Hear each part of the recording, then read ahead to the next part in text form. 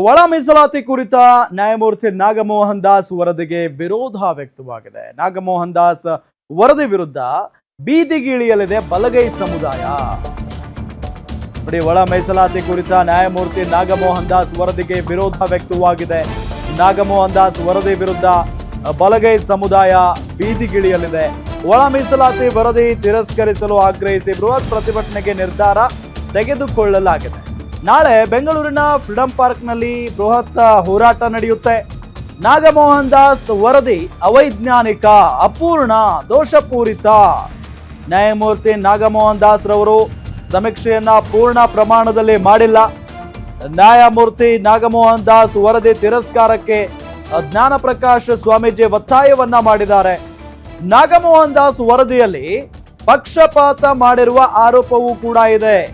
ಆ ವರದಿ ತಿರಸ್ಕರಿಸಿ ಮತ್ತೆ ಪರಿಶಿಷ್ಟ ಜಾತಿಯ ಎಲ್ಲಾ ಕುಟುಂಬಗಳ ಸಮೀಕ್ಷೆ ನಡೆಸಿ ಜನಸಂಖ್ಯೆಗೆ ಅನುಗುಣವಾಗಿ ಹೊಸದಾಗಿ ಒಳ ಮೀಸಲಾತಿ ಜಾರಿಗೆ ಒತ್ತಾಯವನ್ನ ಮಾಡಿದ್ದಾರೆ. ಮತ್ತೊಮ್ಮೆ ಸಮೀಕ್ಷೆಗೆ ಆಗ್ರಹಿಸಿ ನಾಳೆ ಬೃಹತ್ ಪ್ರತಿಭಟನಾ ಸಮಾವೇಶಕ್ಕೆ ಕರೆಯನ್ನ ಕೊಟ್ಟಿದ್ದಾರೆ.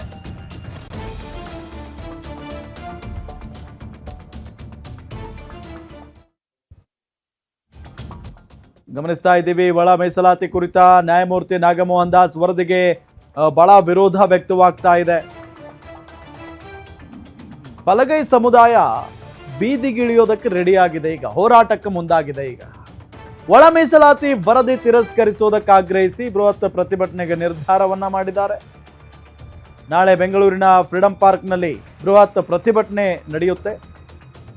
ಇದು ಈ ವರದಿ ಏನಿದೆಯಲ್ಲ, ನಾಗಮೋಹನ್ ದಾಸ್ ಅವರು ಕೊಟ್ಟಿರುವಂತಹ ವರದಿ ಅವೈಜ್ಞಾನಿಕ, ಅಪೂರ್ಣ, ದೋಷಪೂರಿತ ಅನ್ನೋದು ಆರೋಪ. ಸೊ ನ್ಯಾಯಮೂರ್ತಿ ನಾಗಮೋಹನ್ ದಾಸ್ ರವರು ಸಮೀಕ್ಷೆಯನ್ನ ಪೂರ್ಣ ಪ್ರಮಾಣದಲ್ಲಿ ಮಾಡಿಲ್ಲ. ನ್ಯಾಯಮೂರ್ತಿ ನಾಗಮೋಹನ್ ದಾಸ್ ವರದಿ ತಿರಸ್ಕಾರಕ್ಕೆ ಜ್ಞಾನ ಪ್ರಕಾಶ್ ಸ್ವಾಮೀಜಿ ಒತ್ತಾಯವನ್ನ ಮಾಡಿದ್ದಾರೆ. ಈ ವರದಿಯಲ್ಲಿ ಪಕ್ಷಪಾತ ಮಾಡಿರುವ ಆರೋಪ ಇದೆ. ಆ ವರದಿ ತಿರಸ್ಕರಿಸಿ ಮತ್ತೆ ಪರಿಶಿಷ್ಟ ಜಾತಿಯ ಎಲ್ಲಾ ಕುಟುಂಬಗಳ ಸಮೀಕ್ಷೆ ನಡೆಸಿ ಜನಸಂಖ್ಯೆಗೆ ಅನುಗುಣವಾಗಿ ಹೊಸದಾಗಿ ಒಳ ಮೀಸಲಾತಿ ಜಾರಿಗೆ ಒತ್ತಾಯವನ್ನ ಮಾಡಲಾಗಿದೆ. ಮತ್ತೊಮ್ಮೆ ಸಮೀಕ್ಷೆಗೆ ಆಗ್ರಹಿಸಿ ನಾಳೆ ಬೃಹತ್ ಸಮಾವೇಶಕ್ಕೆ ಕರೆಯನ್ನ ಕೂಡ ನೀಡಿದ್ದಾರೆ.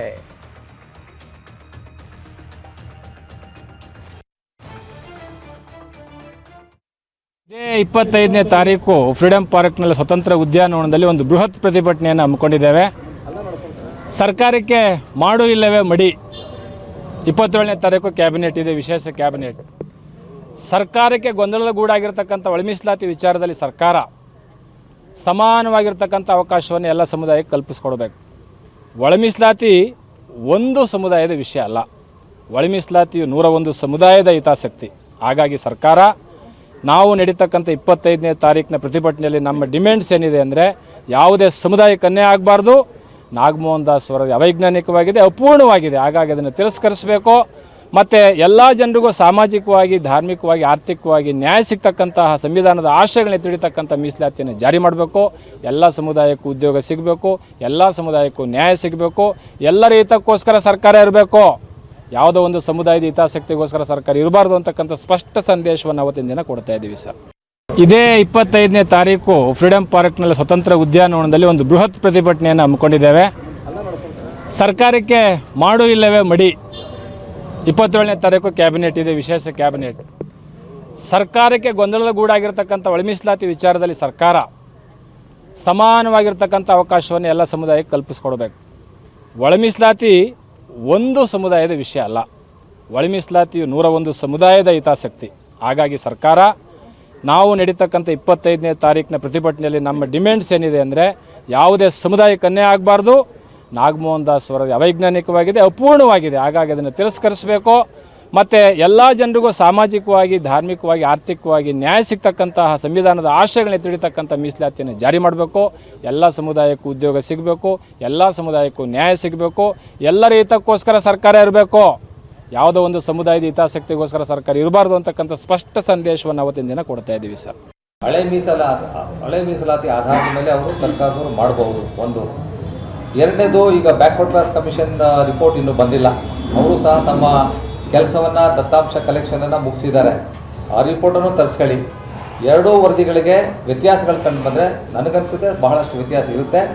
ವ್ಯತ್ಯಾಸಗಳು ಕಂಡು ಬಂದರೆ ಹೊಸದಾಗಿ ಸಮೀಕ್ಷೆಯನ್ನು ನೀವು ಮಾಡೋಂಥ ಅವಶ್ಯಕತೆ ಬರಬಹುದು. ಇಲ್ಲದಿದ್ದರೆ ಭಾರತ ಸರ್ಕಾರದವ್ರು ಈಗೇನು ಜನಗಣತಿಯನ್ನು ಅವರು ಮಾಡಿದ್ದಾರೆ, ಇನ್ಕ್ಲೂಡಿಂಗ್ ಕಾಸ್ಟ್ ಸೆನ್ಸಸ್ ಅದು ಮಾಡೋರಿದ್ದಾರೆ, ಅದು ವರದಿ ಬರೋ ತನಕ ಕಾಯಬಹುದು. ಅಲ್ಲಿ ತನಕ ಸರ್ಕಾರದ ಕೆಲಸ ಮುಕ್ತವಾಗಿ ನಡ್ಕೊಂಡು ಹೋಗ್ಬೋದು, ರಿಕ್ರೂಟ್ಮೆಂಟು ನಡೀಬೋದು, ಎಲ್ಲವೂ ನಡೀಬೋದು ಅಂತ ನಿಮ್ಮ ಗಮನಕ್ಕೆ ತರ್ತೀನಿ. ಧನ್ಯವಾದಗಳು ಎಲ್ಲರಿಗೂ.